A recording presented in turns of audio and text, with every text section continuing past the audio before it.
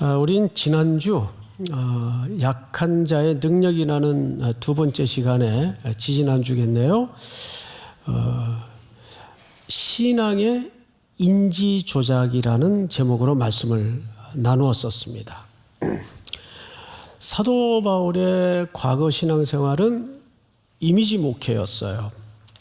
이미지 목회라는 것은 단순히 그림을 얘기하는 것이 아니고 보이는 삶 해서 모든 신앙이라든지 또 그가 하나님에 대한 열심을 드러낸 기초가 어떻게 사람들에게 잘 보일까?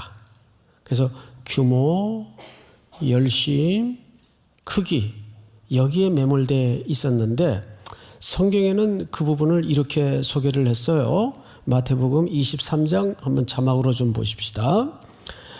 그들의 모든 행위를 사람에게 보이고자 하나니 곧 그 경문띠를 넓게 하며 옷수를 길게 하고 잔치의 윗자리와 회당의 높은 자리와 7절 다 같이 시작. 시장에서 문안받는 것과 사람에게 랍비라 칭함받는 것을 좋아하느니라.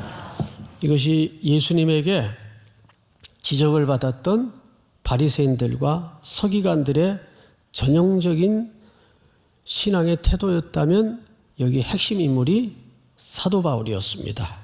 바울도 이렇게 살았고 사실 이런 신앙의 인지 조작적인 내용들이 오늘날에는 과연 없는가? 여전히 많습니다. 한국 교회뿐만 아니라 우리 인간의 본성이 이런 외형적인 것에 매몰이 되다 보니까 자꾸 비교를 즐겨하고 그 비교 끝에 결과가 중요하고 그 결과를 중시하다 보니까 자꾸 경쟁이 되고 그러다 보니까 사람이 기능이 되고 부속품이 되고 소모품이 돼요. 사람 자체에 관심을 잃어버려요.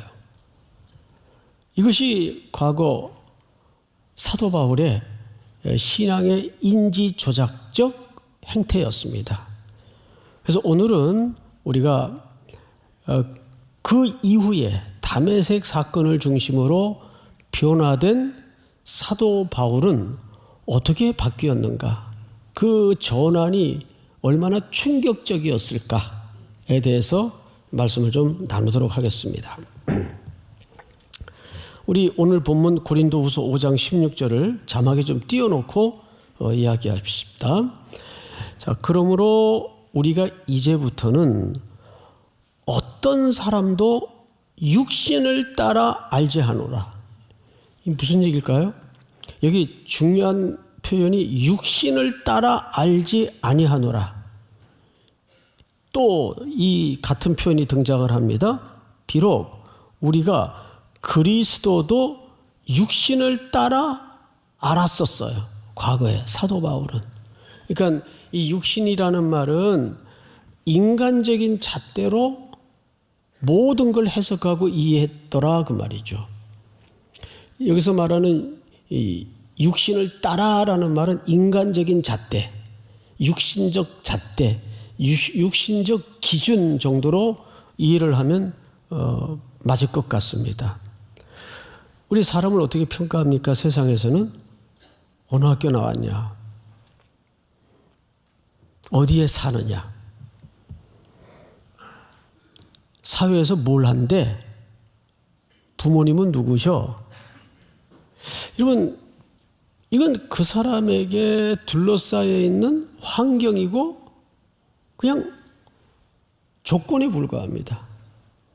그 사람이 누구냐에 우리는 관심보다는 그 주변에 이런 조건들로 그 사람을 거꾸로 역평가를 하죠. 이것이 육신의 잣대입니다. 근데 심지어는 사도 바울이 예수님마저도 그러한 육신의 잣대로 평가를 하고 이해를 했어요. 자, 성경을 한번 좀 보십시다. 누가복음 15장을 한번 띄워주실까요? 모든 세리와 죄인들이 말씀을 들으러 예수님에게 이제 가까이 나왔어요. 2절 한번 같이 읽어봅시다. 시작. 바리새인과 서기관들이 수군거려 이르되 이 사람이 죄인을 영접하고 음식을 같이 먹는다 하더라. 이것은 그 유대 사회의 당시 사회적 통념으로 볼 때 이거는 있을 수가 없는 행태입니다. 이건 율법을 어기는 거예요. 바리새인들은 첫 시간에도 말씀을 드렸지만 신앙의 가장 근간을 이루는 신학적 기초가 부활입니다. 어서 속히 우리가 부활 신앙을 통해서 이 땅의 정치, 경제, 문화 모든 영역에 회복을 가져와야 돼요. 다시 사는 회복의 역사가 있어야 되는데 역대 구약의 맥락에서 볼 때 우리 민족이 열강들에 의해 휘둘리고 압제를 당하고 고통을 당할 때는 하나님의 말씀을 떠났기 때문이에요. 그래서 그들은 누구보다도 하나님의 말씀을 철저히 지키기를 원했어요. 그 부활의 소망 때문에, 그리고 민족의 회복에 대한 기대 때문에. 그래야만 하나님께서 우리 민족을 긍휼히 여기실 것이다. 그런데 어느 날 예수라는 인물이 나타나서 수많은 사람들을 거느리고 바람을 일으키고 돌아다니는데 오히려 하나님의 말씀을 계속 위반하고 율법을 깨는 행동만 하더라 그 말이죠. 그 얘기가 오늘 누가복음 15장 2절의 이야기예요. 바리새인과 서기관들이 수군거려 이르되 이 사람이 죄인을 영접하고 음식을 같이 먹는다 하더라. 이상하다. 저거 왜 저러지?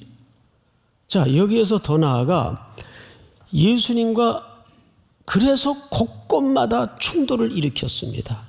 예수님은 이런 종교 지도자들을 그러면 어떻게 평가했나? 우리 누가복음 11장을 한번 볼까요? 화 있을진저 너희 바리새인들이여 너희가 회당의 높은 자리와 시장에서 문안받는 것을 기뻐하는도다.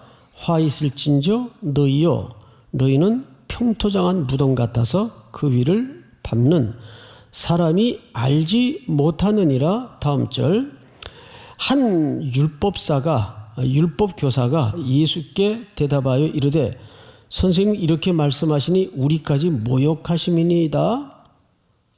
그러니까 모욕감을 느꼈다 그 말이에요. 46절 다 같이 시작. 이르시되 화 있을진저 또 너희 율법교사여 제기 어려운 짐을 사람에게 지우고 너희는 한 손가락도 이 짐에 대지 않는도다. 그러니까 종교 지도자들과 예수님은 곳곳에서 충돌을 일으켰습니다. 자, 심지어는 그 분위기가 어디로 갔는가 하면 우리 마가복음 3장 6절을 보십시다. 바리새인들이 나가서 곧 헤롯 땅과 함께 어떻게 하여 예수를 죽일까 의논하니라. 급기야는 이 지경까지 간 겁니다. 아, 저 사람 아주 위험한 사람이다. 그대로 뒀다가는 큰일 나겠다, 우리 민족이. 자, 그런데 여기 재밌는 부조화가 눈에 띕니다. 바리새인들과 헤롯 땅은 절대 한 자리에 뭔가를 의논할 수 있는 관계가 아니에요. 헤롯 땅이라는 것은 뭐냐 하면 헤롯을 중심으로 로마 정부의 소위 부역해서 한 시대를 그냥 사는 사람들이에요. 로마 정부가 부여하는 정권을 붙잡고 백성들을 더 힘겹게 만들면서 어쨌든 그들의 밥줄은 로마 정권이었습니다. 그러다 보니까 이 헤롯 땅은 정통 유대 종교 지도자들인 바리새인들의 입장에서는 눈에 가시 같은 존재예요. 바리새인들은 이 헤롯 땅을 워낙 싫어했어요. 당연하죠. 그런데 지금 마가복음 3장에 보면 바리새인들이 나가서 곧 헤롯 땅과 함께 어떻게 하여 예수를 죽일까 의논했다 이렇게 소개하고 있습니다. 왜 이런 어색한 도모가 가능했을까요? 공공의 적이 생겼기 때문에. 공공의 적 때문에 그래요. 자, 성경을 한 구절 더 보십시다. 우리 요한복음 11장을 좀 볼까요? 이에 대제사장들과 바리새인들이 공회를 모으고 이르되 이 사람이 많은 표적을 행하니, 그 헬라인들은 지식을 구하고 유대인들은 표적을 구했죠. 그러니까 자꾸 그런 이상한 표적들이 따라다니니까 사람들이 더 예수님을 추종했습니다. 점점점 많은 군중이 형성이 되고 추종자들이 생겼어요. 그러니까 거대한 하나의 또 다른 헤게모니가 생긴 겁니다. 표적을 행하니 우리가 어떻게 하겠느냐? 이게 이제 종교 지도자들이 고민거리가 된 거죠. 다음 절을 한번 볼까요? 만일 그를 이대로 두면 모든 사람이 그를 믿게 될 것이다.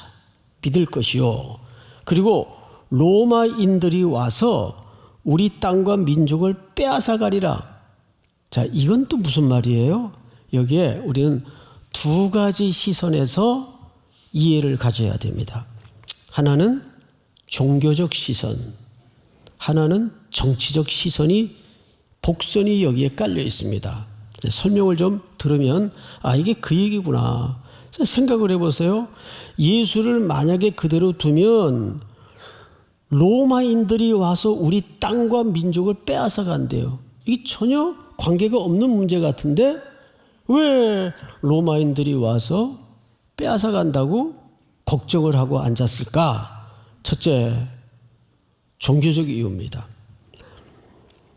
아까도 말씀을 드렸지만 구약의 역사를 누구보다도 잘 아는 바리새인들의 시각에서는 역대 구약의 역사를 보면 우리 민족이 열강들에 의해서 휘둘리고 고초를 겪을 때 공통점이 하나 있다. 우리가 하나님의 말씀을 떠날 때 하나님은 이 민족을 역사의 풀무 속에 집어던져서 버릇을 고치고 징계를 통해 우리를 사랑하셨기 때문에 그때 일어났던 대체적인 그 운동이 말씀으로 돌아가자는 운동이었어요. 그걸 누구보다도 지금 바리새인들이 잘 알고 있는데, 그래서 말씀하는데 지금 그 동시대에 예수라는 인물이 등장을 해서 오히려 그 말씀을 더욱 철저히 따르고 지키는 것이 아니라 계속 어기고 있단 말이에요. 안식일 어기고 죄인들하고 밥 먹고. 그러면 바리새인들의 입장에서는 어떻게 생각을 했겠어요? 이러다가 점점 저 사람 따르는 무리들이 많이 형성이 되는데 이러다가 우리가 또다시 지금 주권을 빼앗긴 것도 견딜 수가 없는 모욕인데, 수치인데 더 한술 떠서 로마가 완전히 이 땅을 짓밟는 날이 올 수도 있다. 그런 걱정이 종교적 맥락에서 들어앉은 겁니다. 이게 종교적 시각이에요.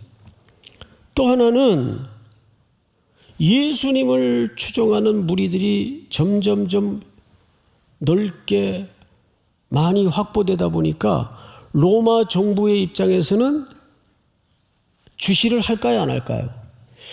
요즘 저 사람 중심으로 백성들이 왜 이렇게 몰려다니는 거야? 왜 저 사람을 추종하는 거야? 좀 이상하다며? 저거 또 하나의 독립운동 아니야? 당연히 그렇게 생각을 정치적으로 했겠죠. 그래서 그것을 제3자의 입장에서 바라볼 수 없는 대제사장과 종교 지도자들의 시각에서는 그러다가 로마 정부가 이걸 정치적으로 오해를 해서 아예 이 땅에 밀고 들어와 이 땅을 초토화시켜버릴 수도 있겠다. 그 얘기를 하는 거예요. 그래서 만일 그를 이대로 두면 모든 사람이 그를 믿을 것이요, 그리고 로마인들이 와서 우리 땅과 민족을 빼앗아 가리라. 이제 이 뒷말이 무슨 뜻인지 아시겠죠? 다음 절을 한번 보십시다. 그 중에 한 사람 그 해의 대제사장인 가야바가 그들에게 말하되 너희가 아무것도 알지 못하는도다. 50절 다 같이 읽을까요? 시작. 한 사람이 백성을 위하여 죽어서 온 민족이 망하지 않게 되는 것이 너희에게 유익한 줄을 생각하지 아니하는도다 하였으니. 네, 무슨 이제 빌미를 만들어내냐 하면 이걸 이제 보통 정치공학이라 그러죠. 이때 재물이 필요하다. 저 예수라는 사람을 잡아서 민족이 다 사는 방법을 택해야 되겠다. 그래서 누구를 희생제물로 삼아요? 예수를 희생제물로 삼자는 의도가 여기에서 만들어집니다. 그래서 예수님을 죽이기로 결심을 해요. 그리고 모의에 들어간 겁니다. 지금까지 살펴본 본문이. 자, 그래서 신명기 21장을 보시면, 자, 볼까요? 사람이 만일 죽을 죄를 범함으로 네가 그를 죽여 나무 위에 달거든. 이게 신명기에 이미 예언된 율법이에요. 23절 같이 읽습니다. 시작. 그 시체를 나무 위에 밤새도록 두지 말고 그날에 장사하여 내 하나님 여호와께서 내게 기업으로 주시는 땅을 더럽히지 말라. 나무에 달린 자는 하나님께 저주를 받았음이니라. 자, 나무에 달린 자는 죽을 죄를 범한 자예요. 그래서 나무에 달았는데 나무에 달린 자는 하나님께 뭘 받아요? 저주를 받은 자로 알고 있어요. 그럼 바리새인들이 율법에 정통한 사람들인데 이 구절 몰랐을까요? 당연히 알았죠. 그렇게 예수님은 체포되어 끔찍한 십자가, 나무에 처형이 됩니다. 그러면 그 시대 종교 지도자들은 만면에 웃음기를 띠고 어떻게 생각을 했을까요? 그것 봐. 우리 생각이 틀리지 않았어. 그렇게 사람들을 데리고 사람들을 혼란시키고 끌고 다니고 율법을 어기더니, 율법을 어기는 건 유대인들의 입장에서는 죽음이에요. 그래서 나무에 달렸는데 당연히 그들은 십자가에 달린 예수 그리스도를 누구의 저주로 이해를 했을까요? 하나님의 저주로 이해를 한 거예요. 근데 사도 바울 시각에서 보면 그러면 그걸로 끝날 줄 알았는데 그 남겨진 제자 그룹과 사도들 도당들이 점점 더 예수님에 대해서 부활하셨다고 세상을 시끄럽게 하고 돌아다니니까 더 확신을 가지고 의기가 충천해서 다메섹까지 쫓아가서 잡아오려고 올라가다가 그 언덕에서 누굴 만나요? 부활의 주님을 만나요. 당신은 누구십니까? 나는 네가 핍박하는 예수라. 경천동지할 충격이 그의 인식세계를 무너뜨립니다. 구약에 자기가 그렇게 부활을 소망하며 기다리던 그 메시아가 자기가 지금까지 그렇게 박해하던 예수일 줄이야 꿈에도 생각을 못했던 겁니다. 그래서 그 유명한 신약학자인 김세훈 박사는 이 다메섹 이 지점을 사도 바울의 사도로서의 부르심의 현장 또는 회심의 현장으로 이해를 합니다. 그러니까 다메섹 언덕은 두 개념이 함께 벌어진 지점이에요. 사도 바울의 철저한 회심과 동시에 사도로서의 부르심을 받은 현장입니다. 자, 여기가 오늘 말씀의 제목이 되는 거룩한 멈춤의 현장이에요. 거룩한 멈춤. 여기서 그는 모든 가치 세계와 신앙의 세계가 전복이 됩니다. 뒤집어집니다. 우리들에게는 이런 시간이 언제 있었나요? 아직도 이 시간이 오고 있나요? 우리에게도 한 번쯤은 이런 거룩한 멈춤의 시간이 있어야 돼요. 내가 지금까지 다름질해 온 것이 바르게 달려온 것인가? 올바로 가고 있는 것인가? 거룩한 멈춤.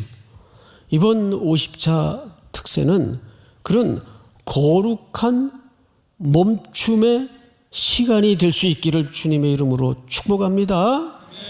그렇게 그는 멈추어져요. 지금까지 살아왔던 세계관, 가치관, 삶의 스타일이 완전히 뒤집어지면서 스탑! 그리고 그는 어떻게 바뀌는가? 우리 빌립보서 2장을 좀 보십시다. 빌립보서 2장. 너희 안에 이 마음을 품으라 곧 그리스도 예수의 마음이니 6절은 오늘 본문의 결론이면서 절정입니다. 다 같이 읽겠습니다. 시작. 그는 근본 하나님의 본체시나 하나님과 동등됨을 취할 것으로 여기지 아니하시고. 마저 읽고 6절을 좀 해석하겠습니다. 7절. 오히려 자기를 비워 종의 형체를 가지사 사람들과 같이 되셨고, 다 같이 시작. 사람의 모양으로 나타나사 자기를 낮추시고 죽기까지 복종하셨으니 곧 십자가에 죽으심이라. 네, 6절로 돌려주시기 바랍니다. 자, 6절을 잘 보세요. 그는 하나님의 본체시나 본체이시나라는 말은 본체이시지만은 이게 뭐 양보절이에요. 양보절. 이걸 문법적으로 우리가 보통 이런 표현을 양보절이라고 합니다. 뭐뭐였지만. 자, 그런데 잘 보시면 원문에는 그러나에 해당하는 단어가 아예 없어요. 그러나에 해당하는 단어가 없어요. 그러니까 이걸 우리말 개역개정 그대로 풀어서 해석을 하면 이런 소리란 말이에요. 그는 근본 하나님의 본체이시지만은 그 뜻이에요. 그러니까 여기에는 어떤 개념이 표현되어 있는 거죠? 그러나 그 뜻이에요. 그러나. 근데 원문에는 그러나라고 해석할 수 있는 단어 자체가 없어요. 자, 그러면 왜 개역개정은 이렇게 번역을 했을까? 그래서 최근에 이제 존 바클레이나 또 이 책을 쓰신 티모시 곰비스 같은 학자는 이거를 중립적으로 해석을 합니다. 자, 보세요. 그는 근본 하나님의 본체이십니다. 때문에 하나님과 동등됨을 취할 것으로 여기지 아니하시고 이렇게 해석을 해요. 그러면 그러나라는 개념으로 해석을 하는 것과 때문에라는 인과적 의미로 해석을 하는 것 차이가 뭘까? 이거를 제가 간단한 실례를 들어서 한번 설명을 드릴 테니까 이 부분만 오늘 넘어가면 고비가 넘어가는 거예요. 그러니까 잘 들어보시기 바랍니다. 우선 이거를 그러나라고 해석을 하면 오늘 우리 번역처럼 그는 근본 하나님의 본체이시지만 그러나 하나님과 동등됨을 취할 것으로 여기지 않았다. 그러나라고 해석을 하면 이런 의미가 돼요. 내가 높고 지고한 자리에 신이지만 그대들이 불쌍해서 나와 같은 모양을 가진 그 본체라는 말은 하나님의 형상이라는 말이겠죠. 아들을 내가 보냈다라는 말이 돼요. 보냈다라는 말이 돼요. 그런데 이걸 인과적으로 해석을 해요. 어떻게 해석을 하냐면 그는 근본 하나님의 본체이십니다. 때문에 하나님과 동등됨을 취할 것으로 여기지 아니하시고 독생자를 이 땅에 보내셨습니다. 이 말은 이런 뜻이 됩니다. 내 아들이 지금 아주 죽을 지경에 놓여져 있어요. 죽을 지경에.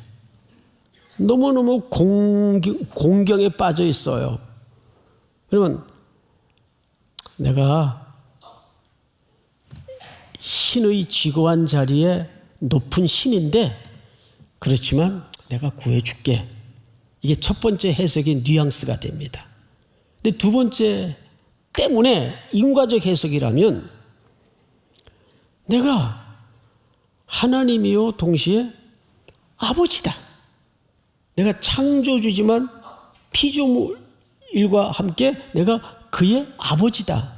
그러면 아버지는 그 아들을 위해서 아들이 지금 공경에 빠져 있는 상황을 놓고 아버지이기 때문에 내가 아들을 기꺼이 이 땅에 보냈다. 어느 것이 하나님이 우리의 아버지라는 감동으로 더 짙은 메시지를 담겠어요? 첫 번째 경우일까요? 두 번째 경우일까요? 그렇죠. 아직도 몇 분은 멀뚱하셔가지고 이게 무슨 소리인가 마지막으로 한 번만 더 설명을 드릴게요. 사실 뒤에 보면 이게 분사구이기 때문에 이지만이라는 해석도 전혀 근거가 없는 건 아니에요. 그 우리말 번역이 아주 틀린 번역은 아닙니다. 그러니까 여기에는 두 가지로 해석이 다 가능해요. 첫째는 그런 영광에 지고한 신으로서의 하나님이 피조물의 형상을 입으시고 이 땅에 내려오신 사건은 충격입니까? 아닙니까? 충격이죠. 그런 의미도 있어요.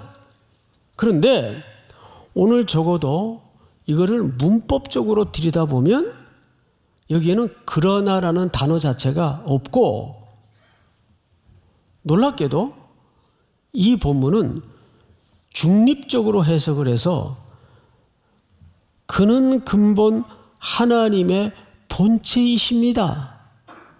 그래서 뭘로 해석을 했다고요? 인과적으로 해석을 했다고요. 그래서 때문에 하나님과 동등됨을 취할 것으로 여기지 아니하시고, 이 말은 무슨 뜻이에요?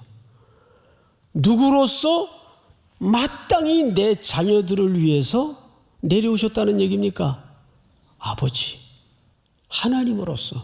그 여기에 하나님의 무엇이 더 극명하게 드러납니까? 사랑. 오히려 하나님이지만 피조물의 몸을 입고 오셨다는 의미보다는 해석을 취한다면 오히려 그냥 문법 그대로 하나님이십니다. 그 하나님이 우리를 위해서 이 땅에 육신의 몸을 입고 내려오셨다면 그 하나님이 우리를 위하여 어떤 사랑을 드러내셨는가를 그 십자가에서 볼 수 있다고요. 그러니까 하나님이 정말 저 멀리 팔짱 끼고 계시는 그런 신의 이미지보다는 나를 사랑하시기에 내 아버지가 되시기에 당연히 이 땅에 아들을 육신의 몸을 입혀서 보내신 현장이 십자가의 현장이라고요. 거기에서 오히려 더 누구의 사랑이 도드라집니까? 아버지의 사랑이 도드라지는 거예요. 그래서 로마서 5장 8절에 보면 이렇게 돼 있어요. 우리가 아직 죄인 되었을 때 그리스도께서 우리를 위하여 죽으심으로 하나님께서 우리에 대한 자기의 사랑을 뭐예요? 확증하셨느니라. 내가 아버지이기 때문에, 내가 너를 만든 하나님이요 창조주이기 때문에 인과적 설명으로 마땅히 너를 구원하기 위해서 내 아들을 십자가에 낮고 천하고 수치의 자리에 대속의 죽음을 죽게 했다. 그 얘기를 하고 싶은 겁니다. 믿습니까? 그래서 우리 빌립보서 2장 9절을 한번 보실까요? 이러므로 하나님이 그를 지극히 높여 모든 이름 위에 뛰어난 이름을 주사 하늘에 있는 자들과 땅에 있는 자들과 땅 아래 있는 자들로 모든 무릎을 예수의 이름에 꿇게 하시고 11절 다 같이 시작. 모든 입으로 예수 그리스도를 주라 시인하여 하나님 아버지께 영광을 돌리게 하셨느니라. 아멘. 그래서 사도 바울은 사람이 그렇잖아요. 사도 바울뿐만 아니라 어떤 삶의 다양한 문제 앞에 서게 되면 그거를 해결하기 위해서, 그걸 돌파하기 위해서 자기가 가지고 있는 능력 또는 주변의 어떤 조건들을 디딤돌로 그거를 해결하거나 돌파하기를 시도해요. 그걸 직관적 행동이라 그럽니다. 직관적 행동. 저도 그래요. 어떤 다급한 일이 생기면 벌써 머릿속에 회로가 어떻게 돌아가요? 이 부분에 대해서 우리 교인들 가운데 좀 아는 사람 없나? 그러니까 그런 것들을 이용하려고 하는 것이 그 직관적으로 그 본성이라고요. 인간이면 바울이 그렇게 과거에 그도 살았어요. 가말리엘 문화생, 바리새인 중에 바리새인, 좋은 혈통, 로마의 시민권, 학벌. 우리도 사람을 평가할 때 몇 가지 지표가 있죠. 어느 대학 나왔대? 학위는? 연봉은 얼마래? 그 회사에서 직급이 뭐야? 이런 사회적 지표가 있다고요. 그걸로 그 사람을 평가를 해요. 바울이 그렇게 살았어요. 그러다 보니까 그는 사람 자체, 자기 자신의 보다는 그런 것들을 더 확장시키고 팽창시켜서 사는 법에 익숙했던 사람들이 이걸 직관적 삶의 태도라고 얘기합니다. 그런데 하나님이 아들 예수 그리스도를 이 땅에 보내셔서 십자가의 죽이심으로 그분을 만물의 으뜸이 되게 하시고 높이신 이 진리 앞에 고꾸러지면서 그는 반직관적 삶의 태도로 바뀝니다. 반직관적 삶의 태도라는 것은 간단히 성경을 빌려 표현하자면 그 모든 것들을 딱 한마디로 뭘로 여겼다고요? 배설물. 배설물. 그게 진짜 능력인 줄 알고 살았는데 하나님이 풀어버리면 안개 같은 것이었다는 것을 깨닫게 되면서 정말 하나님은 약한 곳에 하나님의 세상 어떤 것도 뒤흔들 수 없는 진짜 능력을 감추어 놓았더라고요. 그래서 자기 약함을 자랑한다 그랬어요. 자기 약함을 드러냅니다. 여러분, 이성으로는 오라, 그게 맞아. 근데 이게 본성적으로, 우리는 직관적으로 삶의 문제에 부닥치면 쉽게 됩니까? 잘 안 돼요. 이 싸움은 그래서 어쩌면 우리가 하나님 앞에 세워질 때까지 평생 걷어내야 될 질긴 싸움이에요. 그렇죠, 여러분? 약한 것을 자랑할 줄 알아야 돼요. 왜? 내 약함이 곧 누구의 강함이기 때문에, 하나님의 강함이기 때문에 그 속에 하나님의 진짜 능력이 감춰져 있다는 걸 바울이 깨닫는 순간 자기 인생을 중심으로 자랑스럽게 여겼던 확장하고 팽창시켜 놨던 삶의 조건들을 내가 이제는 그거 배설물로 여긴다. 그리고 오직 그리스도의 십자가만 내가 자랑하겠다. 내가 약할 때 곧 그때가 강함이라. 할렐루야. 오늘도 그 예수님이 여러분들의 약함과 무너짐 속에서 하나님의 진짜 능력이 발견되고 발원되는 은혜를 누릴 수 있기를 주님의 이름으로 축원하고 축복합니다. 다 일어나십시다. 수많은 무리들 줄지어 예수 이름 높이세.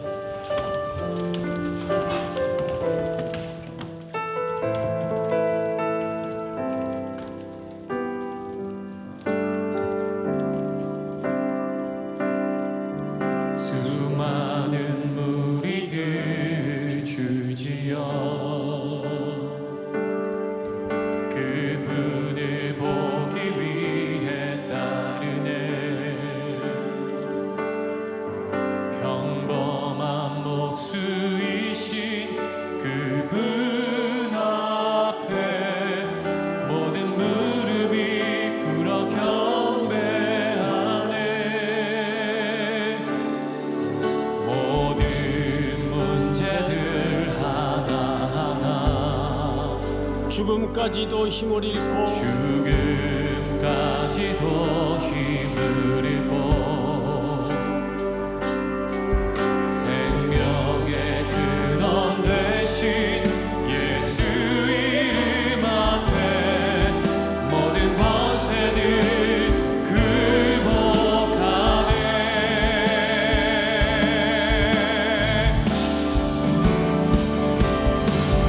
예수 이름 높이세. 능력의 그 이름 예수 이름 높이세. 구원의 그 이름 예수 이름을 부르는 자 예수 이름을 믿는 자 예수 이름 앞에 나오는 자 복이 있도다. 나의 계획이 실패하고 나의 계획이 실패하고 나의 소망이 끊어질 때 나의 소망이 끊어질 때 삶의 주관자 되신 그분 앞에 삶의 주관자 되신 그분 앞에 나의 경배를 꿇어 경배하네. 나의 삶을 그분께 맡길 때 비로소 나의 마음 평안해. 구원의 반석 되신 예수의 이름을 소리 높여 찬송하네. 찬송하네. 예수 이름 높이세. 예수 이름 높이세. 능력의 그 이름 예수 이름 높이세. 구원의 그 이름 예수 이름을 부르는 자 예수 이름을 믿는 자 예수 이름 앞에 나오는 자 복이 있도다. 예수 이름 높이세. 아멘. 예수 이름 높이세. 능력의 그 이름 예수 이름 높이세.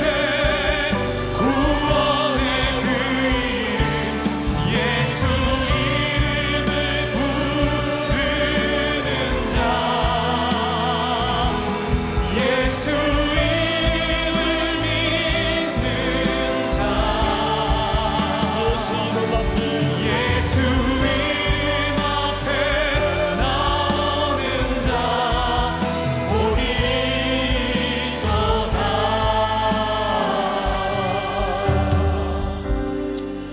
지금은 우리 구주 예수 그리스도의 은혜와 하나님 우리 아버지의 높고 깊은 사랑하심과 성령님의 교통, 위로, 충만 인도하시는 역사가 오늘 머리 숙여 경배하는 사랑하고 사랑하는 귀한 3일의 성도들, 해외, 군에 멀리 출타해 있는 가족들, 복중의 생명까지 영원토록 함께 있을지어다. 아멘.